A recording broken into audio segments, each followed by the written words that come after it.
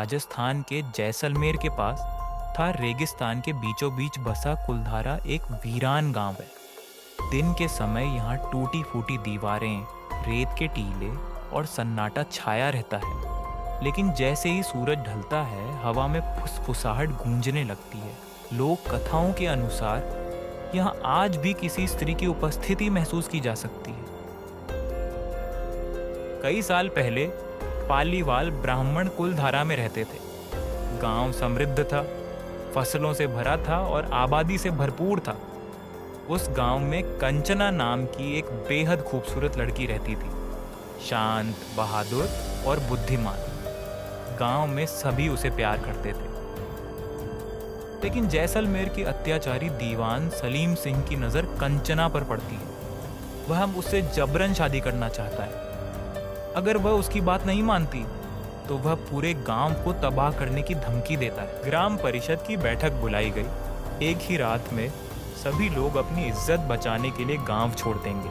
उस रात, चांदनी रात में, कुलधारा चुपचाप खाली हो गई। जाने से पहले कहा जाता है कि गांव के बुजुर्गों ने उसे शाप दिया था, अब इस गांव में कोई भी कभी नहीं रह पाएगा।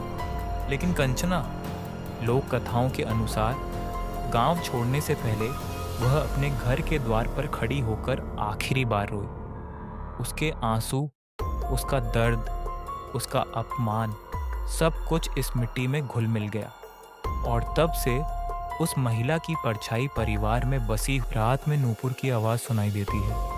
सफ़ेद कपड़ों में एक लड़की टूटी फूटी गली से गुजरती है।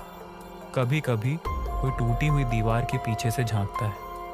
कई लोगों ने दावा किया है कि उन्होंने रात के आकाश में एक स्त्री आकृति देखी है। जब कोई उसके पास जाता है तो वह रेत की तरह गायब हो जाती है। क्या ये महज एक कहानी है या वास्तव में कुलधारा की हवा में किसी स्त्री की आह छिपी हुई है? आज भी सूर्यास्त के बाद कुलधारा में सन्नाटा छा जाता है।